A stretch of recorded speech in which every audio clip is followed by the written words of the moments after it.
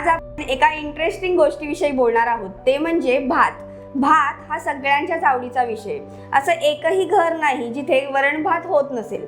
तसेच प्रत्येक घरात कोणी ना कोणी एक व्यक्ती असते ज्यांना भात खूप आवडत असतो, पण लठ्ठपणामुळे किंवा डायबिटीसमुळे भात खाऊ नये असा सल्ला दिला जातो. आज आपण याच विषयी चर्चा करणार आहोत, त्यामुळे व्हिडिओ शेवटपर्यंत नक्की बघा. नमस्कार, मी डॉक्टर स्वाती नलगे, को founder and director Atreya Ayurveda, Hadapsar, Pune. भात खावा का खाऊ नये या प्रश्नाच्या उत्तराच्या आधी आपण एक थोडीशी बेसिक कन्सेप्ट जाणून घेऊयात, ती म्हणजे देशसात्म्य.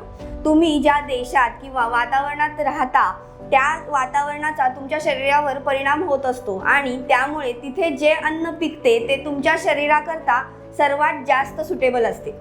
आपण जर उत्तर भारतामध्ये बघितलं तर तिथे गव्हाचे पदार्थ जास्त प्रमाणात केले जातात. हेच जर दक्षिण भारताकडे गेलो तर तिथे भात जास्त प्रमाणात वापरला जातो. पण आपण ज्या वातावरणात राहतो त्याकरता आपण गहू आणि भात या दोन्हीचा समावेश आपल्या आहारामध्ये करत असतो.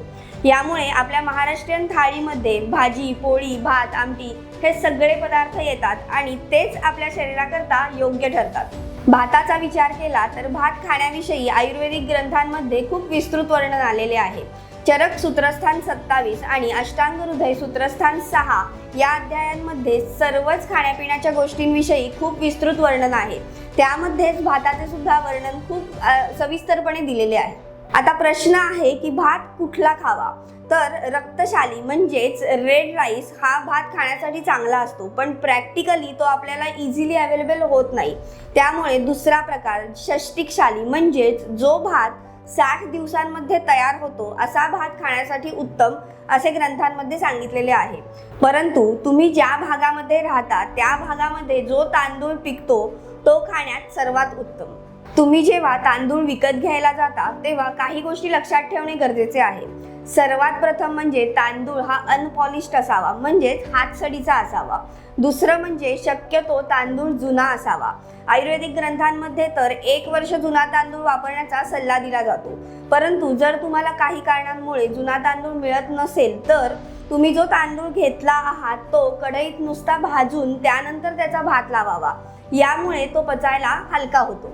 आमच्याकडे वजन कमी करण्यासाठी किंवा डायबिटीस कंट्रोल करण्यासाठी जे पेशंट आयुर्वेदिक ट्रीटमेंट घ्यायला येतात त्यांना आम्ही जेव्हा भात खायला सांगतो तेव्हा त्यांना आश्चर्य वाटते.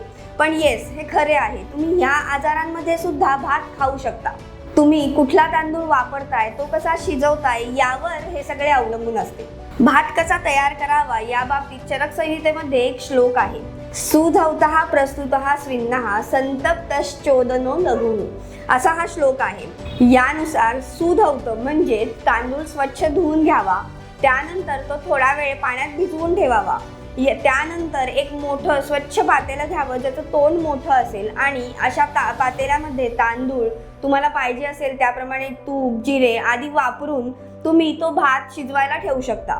शिजवताना त्यावर झाकण ठेवू नये.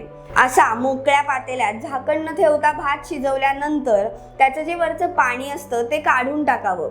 त्यानंतर एक 5 मिनिटाकरता तुम्ही परत ते झाकण ठेवून वाफवू शकता. मोकळ्या पातेल्यात झाकण न ठेवता असा भात शिजवावा.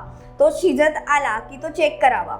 भात पूर्णपणे शिजला असेल तेव्हा त्याच्यावरचे जे पाणी असते ते काढून टाकावे. हे वरून काढून टाकलेल्या पाण्याला मंड असे म्हणतात. आता तुम्ही जो शिजवलेला भात आहे तो तुम्ही परत 5 मिनिटं गॅसवर वाफवू शकता. असा शिजवलेला भात हा पचायला तर हलका होतोच, पण त्यामुळे ना तुमचं वजन वाढतं ना डायबिटीसमध्ये रक्तातली शुगर वाढते. तुम्ही हे जे वरचं पाणी काढून टाकलेलं असतं किंवा बाजूला ठेवलेलं असतं त्याला सुद्धा तूप, जिरे, हिंग याची फोडणी देऊ शकता. तसेच त्यावर कोथिंबीर घालून हे तयार करू शकता. हे असा तयार केलेला मंड हा पचायला एकदम हलका असतो, पण त्याचप्रमाणे तो खूप पौष्टिक असतो. त्यामुळे तो तुम्ही तुमच्या घरातील लहान मुलांना किंवा वृद्ध व्यक्तींना तसेच आजारी माणसांना नक्कीच देऊ शकता. आजकाल वेळ नसतो म्हणून आपण प्रेशर कुकरचा वापर करतो. प्रेशर कुकरमध्ये शिजवलेला भात हा शक्यतो क्लेदकारक बनतो, म्हणजेच त्यामुळे शरीरात ओलावा जास्त प्रमाणात निर्माण होतो. आपण जर बघितलं तर प्रेशर कुकरमध्ये शिजवलेला भाताची जी शीतं असतात ती एकमेकांना चिकटलेली असतात. तसाच परिणाम आपल्या शरीरातही दिसून येतो. हा अशा प्रकारे तयार केलेला भात मात्र लठ्ठपणा किंवा डायबिटीस नक्कीच वाढवू शकतो. अष्टांग हृदय या ग्रंथामध्ये भात शिजवण्याचे वेगवेगळे प्रकार सांगितलेले आहेत. मंडपेया विलेपीनाम ओदनश्च लाघवम.